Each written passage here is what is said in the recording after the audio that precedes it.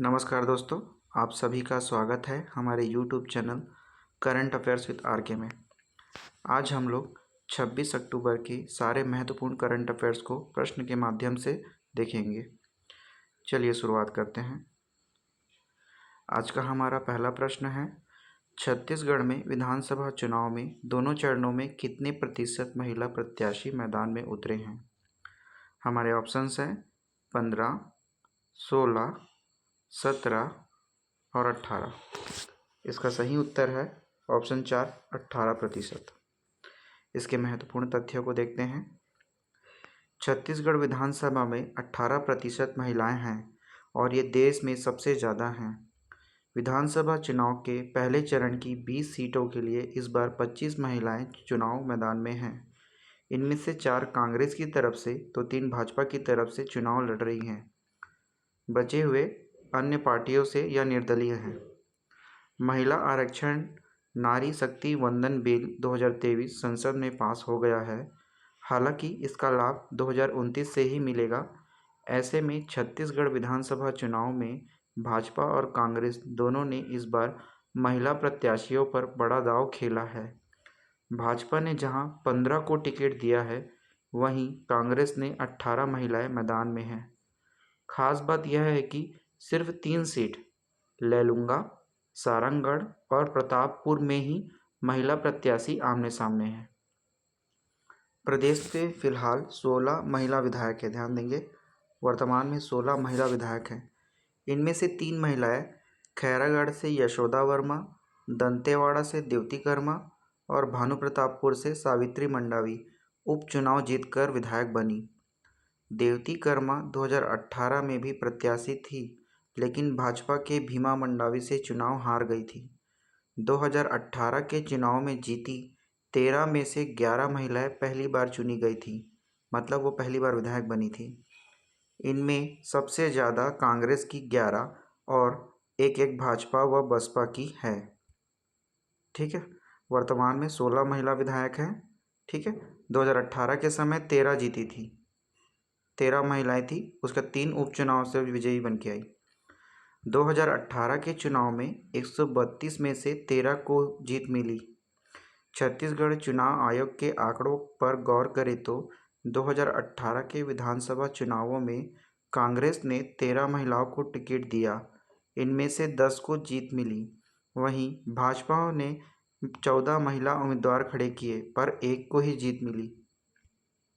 इसी तरह बहुजन समाज पार्टी की 5 प्रत्याशियों में 1 और जनता कांग्रेस छत्तीसगढ़ की 3 में से 1 जीतकर विधानसभा पहुंची।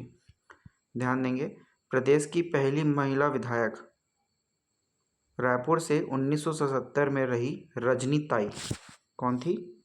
रजनी ताई 1977 में रायपुर से विधायक बनी थी, जो पहली महिला विधायक थी छत्तीसगढ़ की। और रायपुर में 1977 के बाद कोई महिला विधायक नहीं हुई। हमारा अगला प्रश्न है, छत्तीसगढ़ में JCCJ मतलब जनता कांग्रेस जोगी ने अपने तीसरे सूची में कितने प्रत्याशियों के नाम घोषित किए हैं? ऑप्शंस हैं 5, 6, 7 और 8। इसका सही उत्तर है ऑप्शन 1, 5। इसके महत्वपूर्ण तथ्यों को देखते हैं। छत्तीसगढ़ विधानसभा चुनाव में JCCJ जनता छत्तीसगढ़ कांग्रेस जोगी ने अपने तीसरे सूची में 5 प्रत्याशियों के नाम घोषित किए हैं। इससे पहले पार्टी ने पहली सूची में 16 तथा दूसरी सूची में 11 प्रत्याशियों के नाम घोषित किए थे। अब तक कुल पार्टी ने 32 प्रत्याशियों के नाम घोषित किए हैं। सबसे पहले 16, फिर 11, फिर 5। अब तक 32 प्रत्याशियों के नाम जनता कांग्रेस जोगी ने घोषित किए हैं। हमारा अगला प्रश्न है, छत्तीसगढ़ में जोहार छत्तीसगढ़ पार्टी ने अपने दूसरे सूची में कितने प्रत्याशियों के नाम घोषित किए हैं? ऑप्शंस हैं 5, 6, 7, 8। सही ऑप्शन है ऑप्शन 1, 5।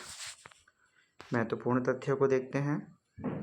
छत्तीसगढ़ विधानसभा चुनाव में जोहार छत्तीसगढ़ पार्टी ने अपनी दूसरी सूची में 5 प्रत्याशियों के नाम घोषित किए हैं। ध्यान देंगे, जनता कांग्रेस छत्तीसगढ़ पार्टी ने भी यही किया है, 5 प्रत्याशियों के नाम घोषित किए हैं अपनी तीसरी सूची में। और वहीं जौहार छत्तीसगढ़ पार्टी ने अपनी दूसरी सूची में नाम घोषित किए हैं 5। इससे पहले पार्टी ने पहली सूची में 31 प्रत्याशियों के नाम घोषित किए थे। अब तक पार्टी ने कुल 36 प्रत्याशियों के नाम घोषित किए हैं। पार्टी के प्रदेश अध्यक्ष अमित बघेल धरसींवा विधानसभा क्षेत्र से चुनाव लड़ेंगे। ध्यान देंगे, धरसींवा से हमारे भाजपा के प्रत्याशी हैं अनुज शर्मा, जो छत्तीसगढ़ के बॉलीवुड के एक्टर हैं। हमारा अगला प्रश्न है, मशहूर Indian Idol fame singer Pawandeep Rajan व अरुणिता कांजीलाल ने छत्तीसगढ़ में दशहरा अवसर पर कौन से शहर में अपनी प्रस्तुति दी? हमारे ऑप्शंस हैं रायपुर, बिलासपुर, राजनांदगांव, भिलाई। इसका सही ऑप्शन है ऑप्शन 3 राजनांदगांव। इसके महत्वपूर्ण तथ्य को देखते हैं। राजनांदगांव में दशहरा के जश्न को और बढ़ाने मशहूर Indian Idol fame singer Pawandeep Rajan व अरुणिता कांजीलाल छत्तीसगढ़ आए।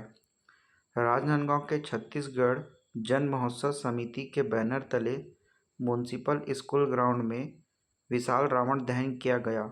इसके बाद मशहूर प्लेबैक सिंगर पवनदीप अरुणिता का शानदार कार्यक्रम दर्शकों को खूब भाया। अगले प्रश्न की ओर बढ़ते हैं। हमारा प्रश्न है, चुनाव आयोग ने इस यहाँ पर वर्ष आएगा कितने नए चुनाव चिन्हों को शामिल किया? हमारे ऑप्शंस हैं 35, 30, 25, 20। सही उत्तर है ऑप्शन 2 30। आइए महत्वपूर्ण तथ्यों को देखते हैं। चुनाव आयोग ने इस बार कुछ नए चुनाव चिन्ह भी जारी किए हैं। टोक्यो ओलंपिक में भाला फेंक में नीरज चोपड़ा ने गोल्ड मेडल अपने नाम किया था। पहली बार इसे चुनाव चिन्ह में शामिल किया गया है। इसके अलावा computer mouse, pen drive, CCTV, mobile charger को भी शामिल किया गया है। अब तक पाइनएप्पल ही चुनाव चिन्ह में था, अब एप्पल को भी शामिल किया गया है। गैर मान्यता प्राप्त दलों और निर्दलीय प्रत्याशियों के लिए चुनाव आयोग ने इस बार 30 नए चुनाव चिन्ह तय किए हैं। 2018 के विधानसभा चुनाव में 167 चिन्ह जारी किए गए थे। इस बार 197 चिन्ह तय किए गए हैं। ध्यान देंगे, पहले 167 थे, 30 और नए आ गए, अब 197 हो गए हैं। हमारा अगला प्रश्न है, school games federation of India के तहत छत्तीसगढ़ अंडर 19 फुटबॉल टीम के लिए नारायणपुर से कितने विद्यार्थियों का चयन हुआ है? हमारे ऑप्शंस हैं 1, 2, 3, 4। इसका सही उत्तर है ऑप्शन 4। आइए इसके महत्वपूर्ण तथ्यों को देखते हैं। रामकृष्ण मिशन विवेकानंद विद्यापीठ के 4 विद्यार्थियों का चयन school games federation of India के तहत छत्तीसगढ़ अंडर 19 फुटबॉल टीम के लिए हुआ है। 31 अक्टूबर से 4 नवंबर तक 67वीं राष्ट्रीय शालेय क्रीड़ा प्रतियोगिता का आयोजन श्रीनगर, जम्मू कश्मीर में फुटबॉल बालक 19 वर्ष और वॉलीबॉल बालक 17 वर्ष होना है। ध्यान देंगे, ये जो आयोजन है ये श्रीनगर में हो रहा है 67वीं राष्ट्रीय शालेय क्रीड़ा प्रतियोगिता में। ठीक है, छत्तीसगढ़ के अंडर 19 फुटबॉल टीम में रामकृष्ण मिशन, जो कि आश्रम है नारायणपुर में, वहाँ के 4 विद्यार्थियों का नेशनल टीम में सिलेक्शन हुआ है, जो खेलेंगे श्रीनगर में 67वीं राष्ट्रीय शालेय क्रीड़ा प्रतियोगिता का आयोजन जहाँ हो रहा है। वो विद्यार्थी हैं कार्तिक कर्मा, निरंजन पोटाई, कुबेर सिंह कोर्राम तथा उमेश वड़दा। ठीक है, हमारे अगले प्रश्न की ओर बढ़ते हैं। अगला प्रश्न है, बीसीसीआई द्वारा आयोजित विनू मांकड़ अंडर 19 ट्रॉफी का आयोजन कहाँ किया जा रहा है? ऑप्शंस है छत्तीसगढ़, महाराष्ट्र, कर्नाटक, मध्य प्रदेश। इसका सही उत्तर है ऑप्शन 4 मध्य प्रदेश। इसके महत्वपूर्ण तथ्यों को देखते हैं। बीसीसीआई द्वारा आयोजित विनू मांकड़ ट्रॉफी अंडर 19 के अंतर्गत इंदौर, ध्यान देंगे मध्य प्रदेश में इंदौर में हो रहा है, में खेले गए प्री क्वार्टर मैच में छत्तीसगढ़ ने हरियाणा को हराकर क्वार्टर फाइनल में प्रवेश किया। छत्तीसगढ़ ने हरियाणा को 20 रनों से हराया और क्वार्टर फाइनल में अपनी जगह बनाई है, ध्यान देंगे। हमारा अगला प्रश्न है, छत्तीसगढ़ में वोटर्स मैराथन कब आयोजित किया जा रहा है? ऑप्शन है 30 अक्टूबर, 31 अक्टूबर, 1 नवंबर, 2 नवंबर। इसका सही उत्तर है ऑप्शन 1, 30 अक्टूबर। महत्वपूर्ण तथ्यों को देखते हैं। छत्तीसगढ़ के युवा मतदाताओं के लिए प्रदेश कांग्रेस की ओर से मैराथन आयोजन करेगी। साल 2023 में होने वाले चुनाव में पहली बार वोट देने वाले लोगों की संख्या लगभग 18 लाख है। इन्हें प्रेरित करने के लिए इसका आयोजन किया जा रहा है। प्रदेश कांग्रेस पार्टी की ओर से वोटर जागरूकता मैराथन 18 से 25 साल के युवा भाग ले सकेंगे। इसका आयोजन 30 अक्टूबर को किया जाएगा। ध्यान देंगे 18 से 25 साल के युवा इस मैराथन में भाग लेंगे, जो रायपुर में होगा। हमारा अगला प्रश्न है, गोवा में आयोजित 37वां राष्ट्रीय खेल के एथलेटिक इवेंट में छत्तीसगढ़ के कितने खिलाड़ी जौहर दिखाएंगे? इसके ऑप्शंस हैं 2, 3, 4, 5। सही उत्तर है ऑप्शन 2, 3। इसके महत्वपूर्ण तथ्यों को देखते हैं। गोवा में आयोजित 37वां राष्ट्रीय खेल के एथलेटिक्स इवेंट में छत्तीसगढ़ के 3 खिलाड़ी जौहर दिखाएंगे। इस स्पर्धा में अलग अलग खेलों का आयोजन हो रहा है। इसमें देश के लगभग सभी राज्यों एवं केंद्र शासित प्रदेशों से विभिन्न खेलों में खिलाड़ी शामिल होंगे। इनमें से एक एथलेटिक्स भी शामिल है। एथलेटिक्स का मुकाबला 29 अक्टूबर से शुरू होकर 3 नवंबर तक चलेगा। इस स्पर्धा के लिए छत्तीसगढ़ एथलेटिक्स संघ ने 3 खिलाड़ियों का चयन किया है। इनका चयन एथलेटिक्स फेडरेशन ऑफ इंडिया के द्वारा किया गया। इनमें Pukeshwar Lal 3000 metre steeplechase, Sachin Kundu 10,000 metre व 5,000 मीटर दौड़ में और रुक्मणी साहू 5,000 मीटर दौड़ में भाग लेंगी।